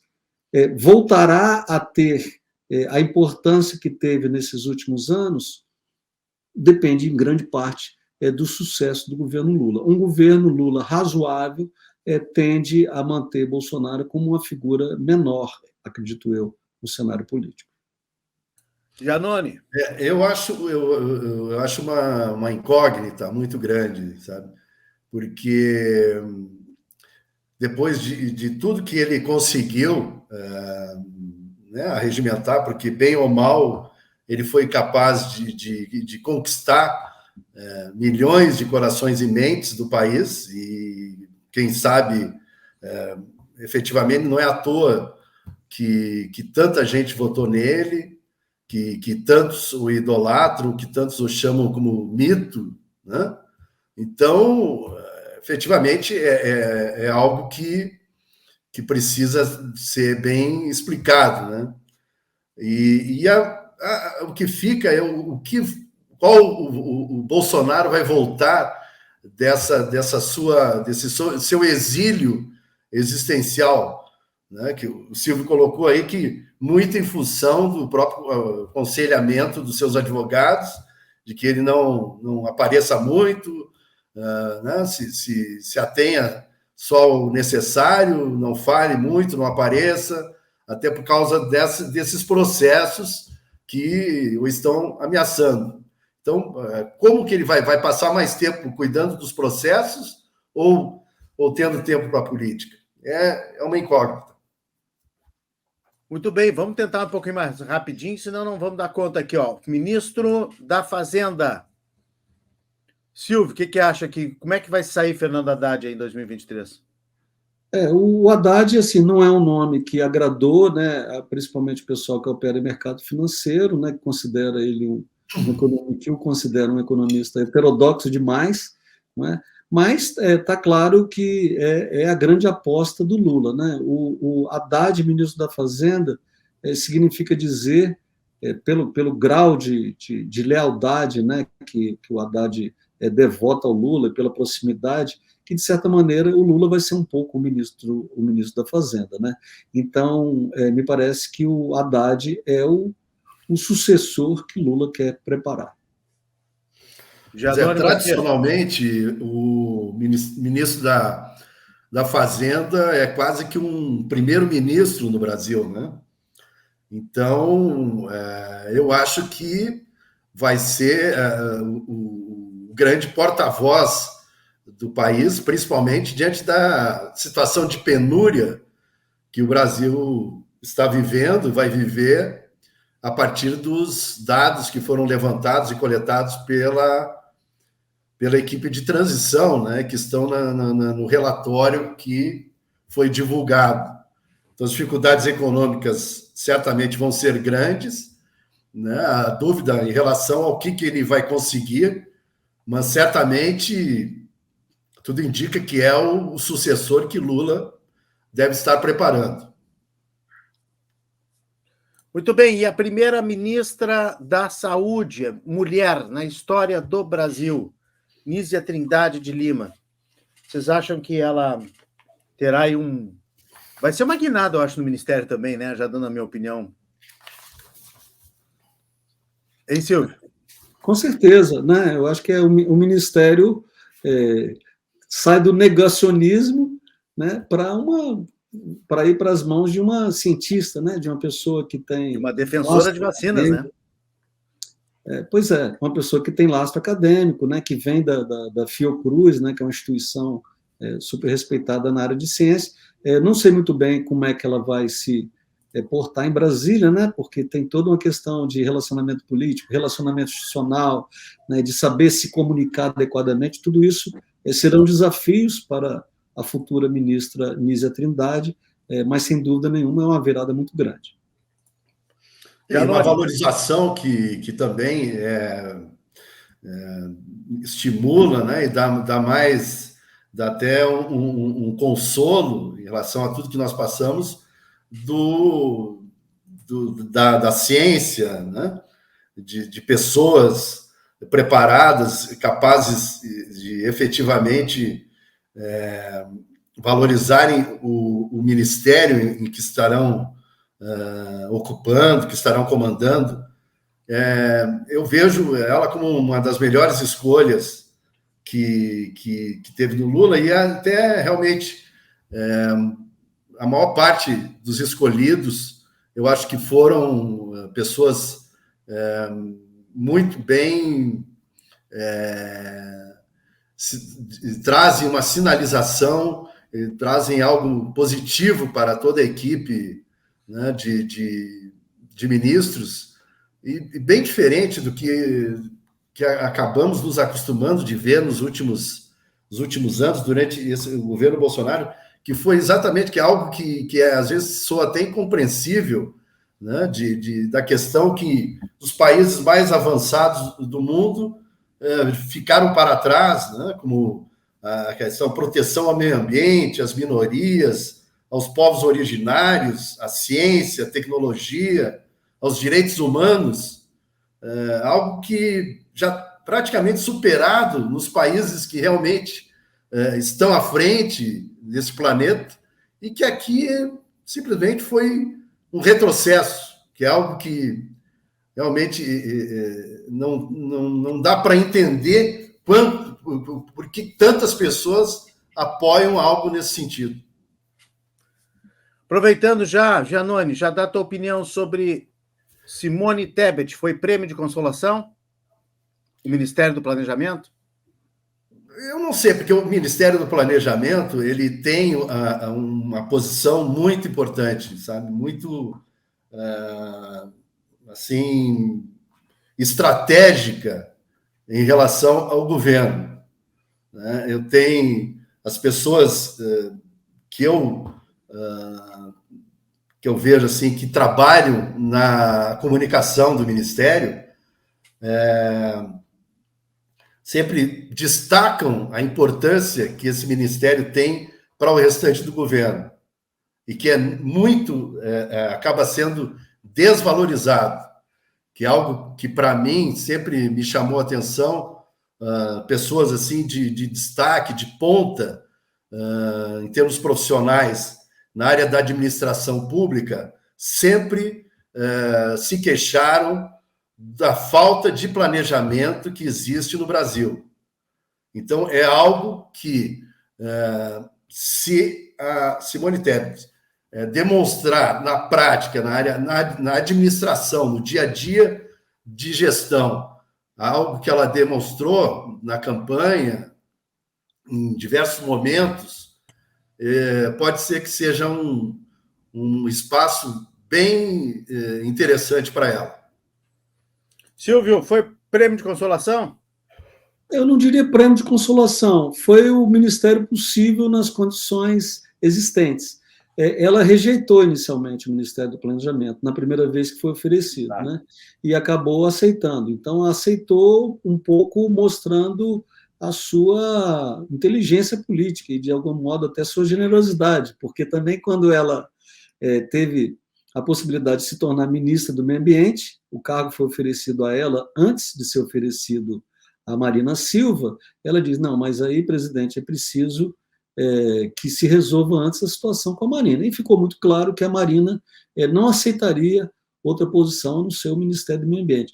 Então, da Simone Tebet, o que pode se falar é uma pessoa extremamente preparada sob o aspecto intelectual, politicamente, acho que é a grande revelação da atual legislatura, demonstrou isso na campanha presidencial, né, saiu super bem nos debates, saiu da campanha muito maior do que entrou, e eu acho que pode surpreender, porque ela é muito disciplinada, ela é muito dedicada, é muito empenhada, e se ela aceitou esse cargo, é porque provavelmente viu ali a possibilidade de fazer um bom trabalho. Para fechar, esta mulher aqui, que pode ser a grande novidade do governo, hein? Primeira-dama está tomando conta ou não está tomando conta? Hein, Silvio Costa? Está organizando a festa, escolhe as roupas do marido. Não, sem dúvida, é uma pessoa que é muito ouvida, né? Eu acho que ela tem acesso... Claro que eu estou brincando aqui, eu estou falando de perfumaria, mas, na verdade, ela está intercedendo aí, certamente, em decisões importantes, né? Eu acho que ela teve uma função muito importante na campanha eleitoral, né? Cuidou das redes sociais, na formação do Ministério, tudo leva a crer que ela também teve um papel, né, de ser ouvida, né? Ela está ali do lado do Lula o tempo todo, né? E tem tido uma participação. Eu acho que vai ser um governo em que a gente vai ter uma primeira-dama muito relevante e um vice-presidente muito relevante, né? Porque o ex-governador de São Paulo, Geraldo Alckmin, teve uma importância muito grande na eleição. Eu tendo até a dizer que é uma importância maior do que nós, na imprensa, conseguimos mostrar, pela habilidade política, pelo trânsito que tem entre as diferentes forças, né, de direita, de centro, de esquerda, pela capacidade de diálogo com os diversos segmentos da sociedade, né? Ele tem bom trânsito com o empresariado, tem bom trânsito na área militar, tem bom trânsito com as polícias. Então, ele vai ser importante não apenas pelo cargo de ministro da Indústria e Comércio, mas, sobretudo, pelo traquejo político, pela relação que se estabeleceu entre ele e Lula. Os dois têm uma relação muito boa e o Alckmin demonstrou muita lealdade a Lula durante a campanha toda. Então, eu acho que isso aí vai ser uma novidade em relação a governos recentes, né? Porque você vai ter um vice-presidente realmente bastante presente, eu acho, na administração federal, e uma primeira-dama também muito influente. Bem lembrado aí, né? Porque o Alckmin realmente surpreendeu a todos aí nessa condução da transição, né? Ele foi um gentleman, né? Foi super diplomata nesse processo todo e está Tá contando pontos em relação a isso. Janone Mosquet, primeira dama do Brasil. Futura, Janja.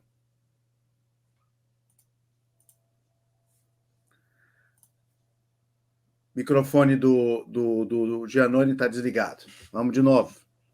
Aí. O que tu achas? Oi, me ouvindo bem agora? Sim, tudo certo. Está no ar. Ok, a Janja, eu acho que tem uma capacidade de se posicionar em relação a muitos assuntos.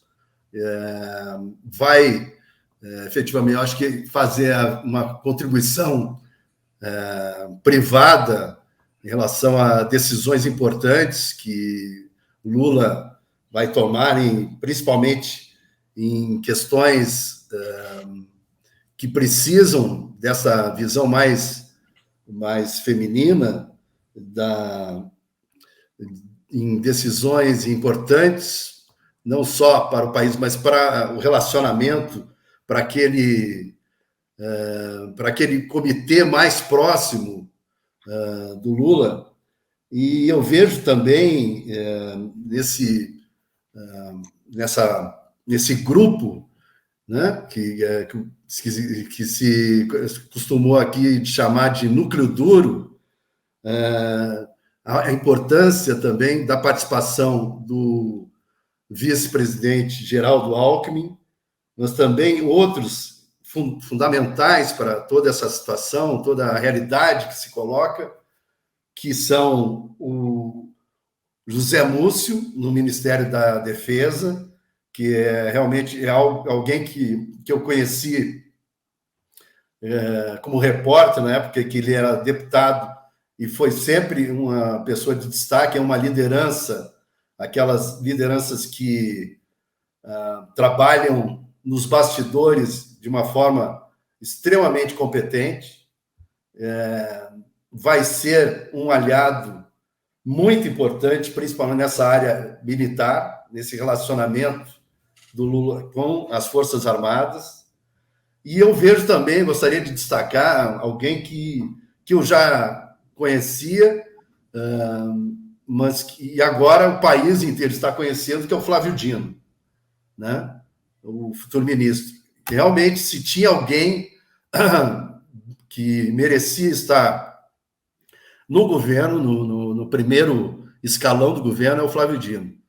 E bem nessa área que ele conhece bem, que é a área da justiça, de segurança pública. E eu gostaria até de citar um acontecimento que envolve diretamente o Silvio Costa, porque o Silvio criou um grupo aqui no WhatsApp, né, chamado de Varanda do Congresso em Foco, que só tem assim o supra-sumo. Pode contar, Silvio? Pode contar? O Silvio autoriza essa história? Não? Até então era uma coisa reservada. Eu logo vi que era notícia de bastidor. Mas eu não posso deixar passar um acontecimento que foi a escolha dos dois principais assessores do Flávio Dino, né?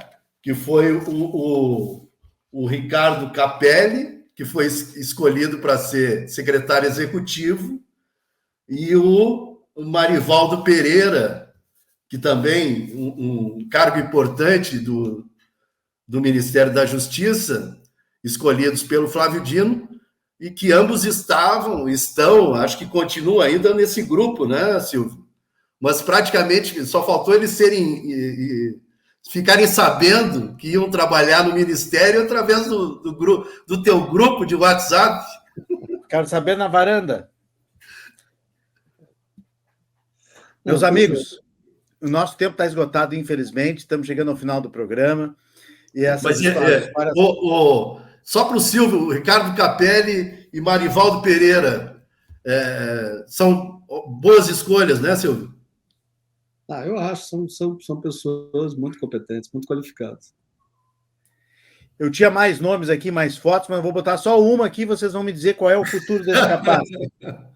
Hein? Como é que vai ser o 2023 desse rapaz? Vai ser tranquilo, né? Continua tranquilo, hein, Giannone? Pois é, eu preferia que tu colocasse a foto do Soares. Soares chegando no Grêmio. Será que chega mesmo? Vamos ver. Agora, depois do ano novo, a gente vai ver o contrato. O Neymar, a gente tem que desejar ele que jogue bola, né? Que jogue bola, que jogue bem, né? Que se sobressaia e tal. A gente viu que o Neymar, fora do campo, ele cometeu muitos erros, né? Acho que tem um problema de gestão de carreira aí, né? Que é uma questão que os jogadores de futebol precisam levar mais a sério, né? Tem gente que se prepara, né? Que tem competência para fazer isso. E não só o Neymar, vários outros bons jogadores que o Brasil tem se equivocam, né? No comportamento, por exemplo, em relação às mulheres. Não vou nem entrar na questão política, porque isso é de cada um, né? Manifestar suas preferências. Parece até ser o contra-argumento do Neymar, parece ser o Richarlison, né? Que por toda a participação política, social, né, que ele mantém na vida privada, né?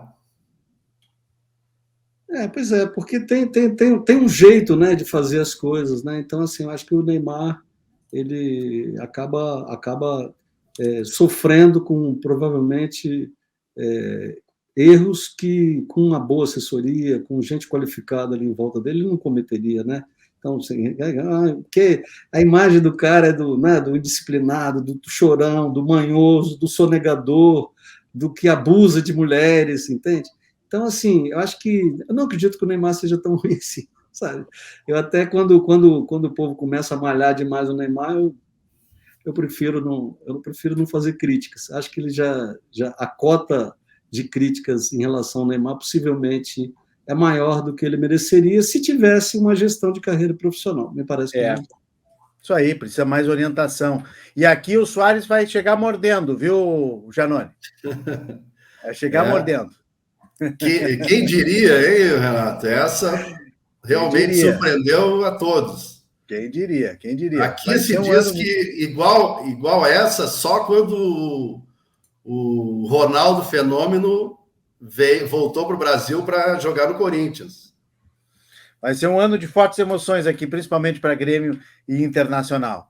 Silvio Costa, muito obrigado por nos atender, obrigado por estar conosco aqui nessa confraria especial de fim de ano, perspectivas de 2023. Silvio, fundador do Congresso em Foco, mestre em comunicação pela Universidade de Westminster, na Inglaterra, jornalista, trabalhou na Folha, Isto É, Correio Brasiliense, Zero Hora, Gazeta Mercantil. Muito obrigado, Silvio, prazer te conhecer aqui virtualmente e espero que você participe com a gente de outros programas, tá bom? Poxa, super obrigado aí pela oportunidade, Renato, foi muito bacana estar com você, com seus telespectadores, com o Janone, esse amigo querido, e com o povo gaúcho, que, como eu disse no começo, assim, eu tenho grande simpatia e gosto muito de ir ao Rio Grande do Sul. Nas vezes que eu fui super bem recebido, e que o ano novo seja próspero, né, e seja feliz para todo o Brasil, em especial para vocês que estão aí no Rio Grande do Sul. Feliz ano novo por aí, bom trabalho na posse. Janone Mosqueira, jornalista e diretor da agência Rádio Web, muito obrigado pela participação mais uma vez e até a próxima, meu amigo. Feliz ano novo. Mais uma vez, foi um prazer ter participado desse encontro, uma satisfação revê-lo, Renato, e principalmente também vendo o Silvio Costa, que é um grande amigo,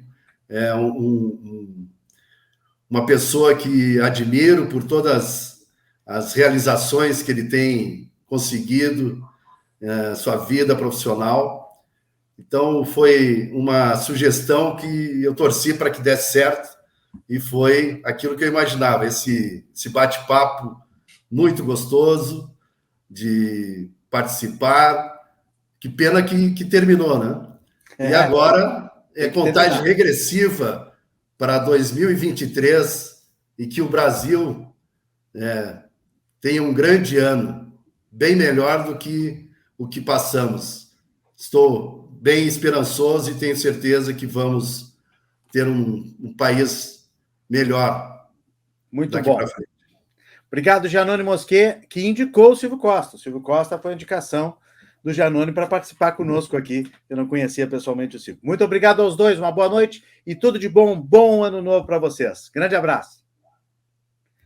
Janone Mosquet, Silvio Costa, fechando a nossa confraria especial de Ano Novo nesta sexta-feira, sempre um oferecimento da Associação dos Oficiais da Brigada Militar e do Corpo de Bombeiros Militar Azov-BM, defendendo quem protege você. E Banrisul, empréstimo consignado Banrisul. Não, o empréstimo consignado Banrisul está lá, sempre no aplicativo, mas a lembrança é que tudo está em transformação. Banrisul, nossa conexão transforma. Rápido intervalo, eu volto para fechar o programa, a notícia boa, a última notícia boa de 2022, pelo menos aqui no programa, né? Nós vamos ter várias, ainda bem, né? Certamente. E os recados finais aqui da nossa confraria. Fique ligado, eu espero vocês.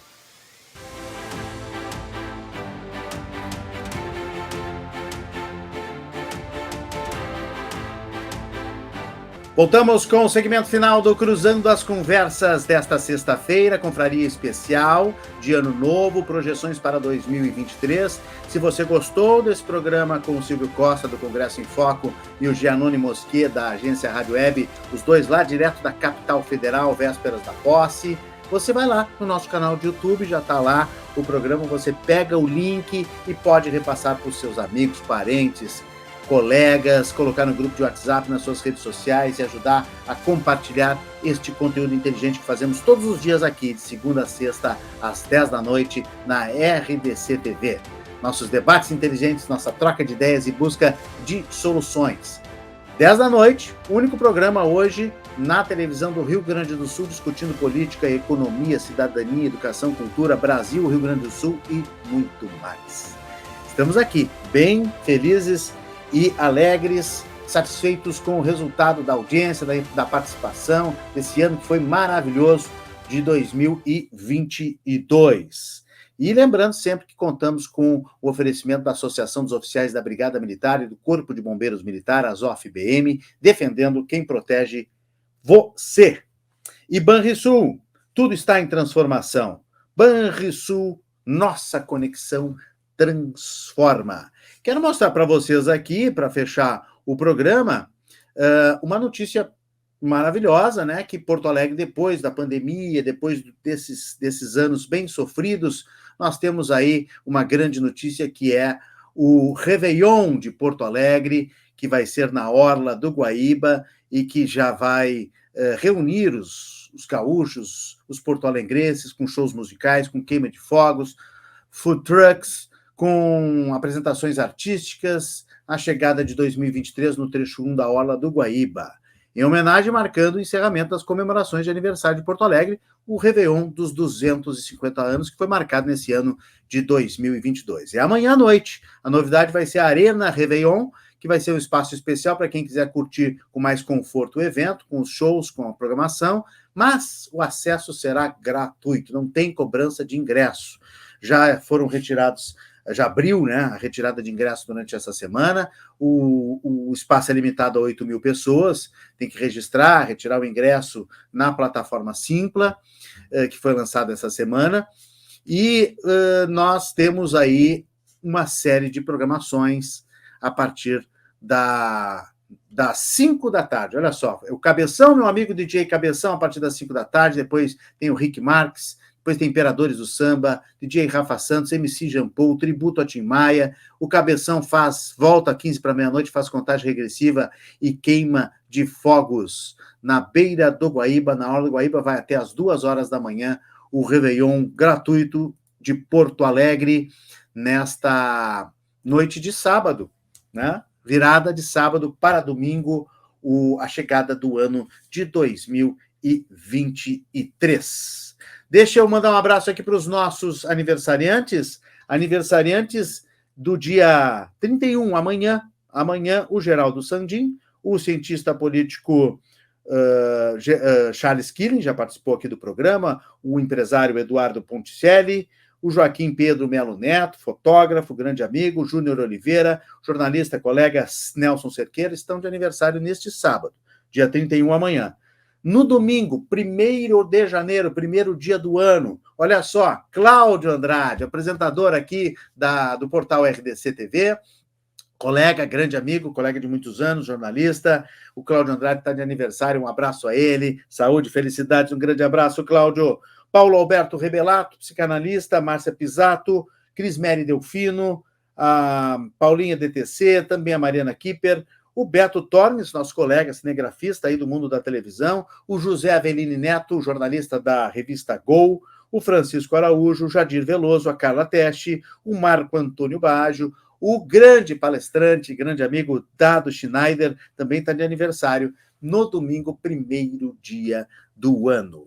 Na segunda-feira, a gente volta normalmente aqui com o Cruzando as Conversas na RDC TV, com mais um debate inteligente, com mais uma troca de ideias e com a busca de soluções. Nós vamos começar na semana que vem a receber os governantes do Estado, os deputados eleitos do Congresso, a nova safra aí de vereadores, porque muda um pouco a Câmara, a nova safra de deputados estaduais, nova safra de deputados federais, e também os secretários que foram escolhidos para o governo Leite, na possibilidade também de trazer os ministros de Lula, nós vamos trazer aqui no estúdio para conversar com todos eles, e estamos agendando também com o governador Eduardo Leite e com o vice-governador Gabriel Souza para iniciarmos uma nova temporada de entrevistas e de debates aqui no Cruzando as Conversas, que é feito todos os dias, nesse ano de 2022, a cada dia, por uma grande equipe que eu tenho muito que agradecer sempre.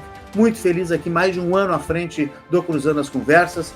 E comigo o Matheus Furtado na produção, a Ana Santos na direção de imagem, o Léo Rosa na operação de master e áudio, o Mário Lund e o Simon Romero na operação de câmera, o Simon Pita, nosso engenheiro técnico, a Lisiane Motini e Giovanni de Oliveira, os nossos chefes de reportagem, o Luan Maliani na coordenação técnica, o Guilherme Paz na coordenação de conteúdo e na presidência da RDC TV, o Márcio Irion.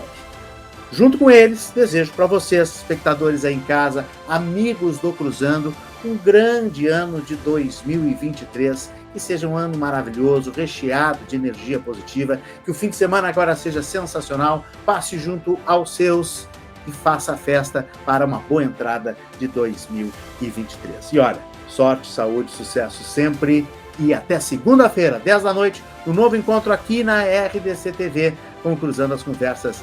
Eu espero vocês. Tchau, tchau!